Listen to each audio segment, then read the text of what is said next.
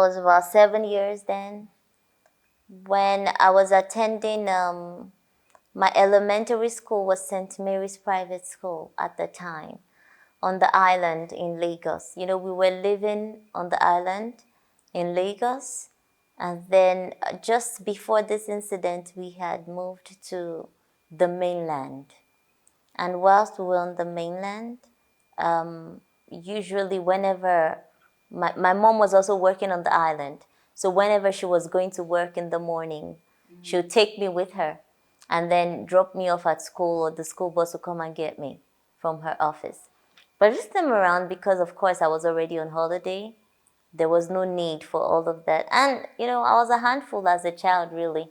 And my mom wasn't ready to juggle between taking care of me and doing her work. So she just left me in bed and went to work that day. And little did she know that she would be returning to meet a different Mary, a different daughter. When she left, that house, was comprised uh, of me, my mom, my uncle, and my grandma. But this time, my uncle and my mother had gone to work on the island, so it was just left with me. This is my aunt who was supposed to be taking care of me and my grandma. And then when they left, I was still sleeping. All I remember really was the door of my mother's room thrusting open, so violently. And there she stood, looking so fierce. I was petrified as a child. I didn't understand. I didn't even know what to process. I was just waking up also, remember. So she told me to leave there, and it was a roller coaster around the house. Go here, go to your grandma's room, then go to your uncle's room, then go here, then go there. Eventually, I landed in my uncle's room, to cut the long story short. And then she said she was coming. She left me there.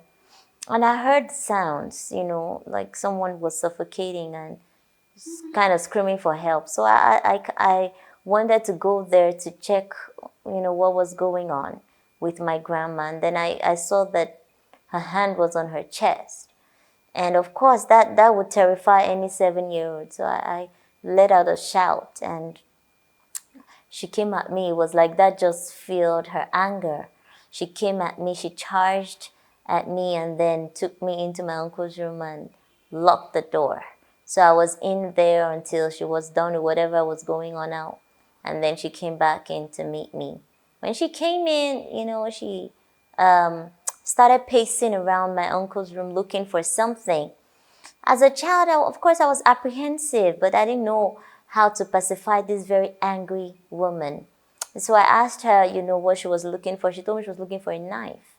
So I of course, helped her. And because we were in my uncle's room, my uncle happened to be a very health-conscious person who would normally take, just fruits whenever he came back from work. So because of that, he almost permanently had this table fruit knife, on his table. And I remember it was blue, the color, the color of the knife was blue. So we went there. I mean, both of us were standing by the table.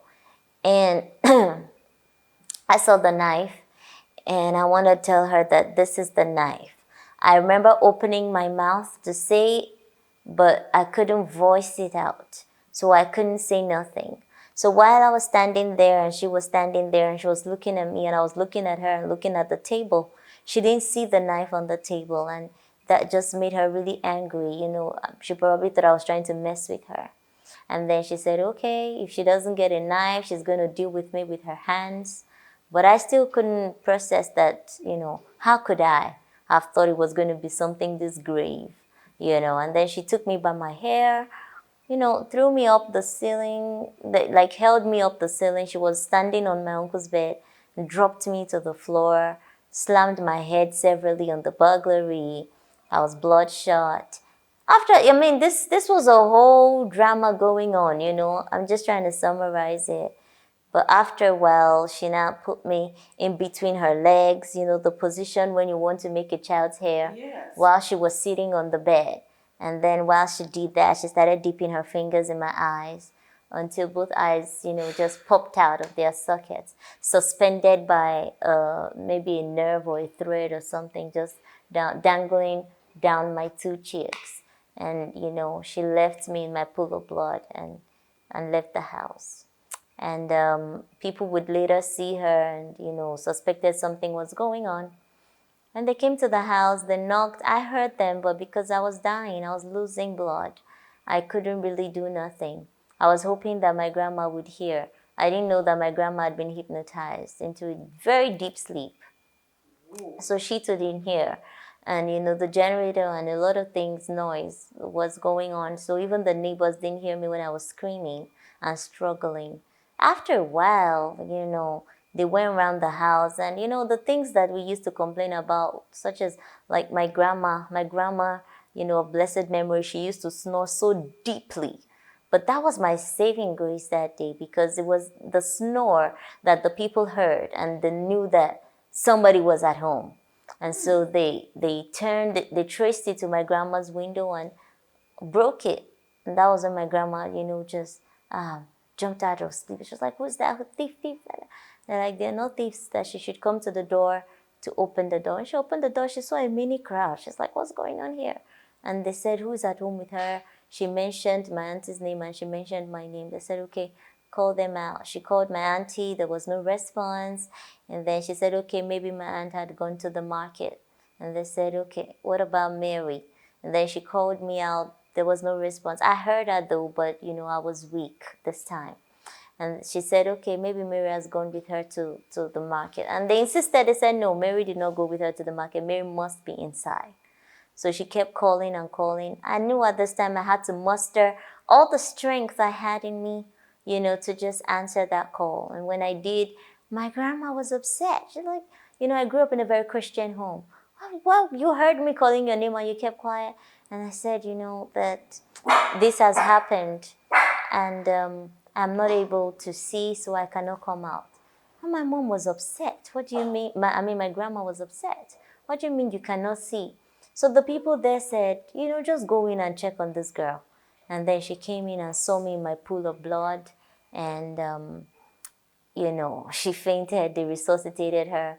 And before you knew it, we were on our way to the hospital. The closest hospital to us was General Hospital, Ikeja. And that was where I was admitted.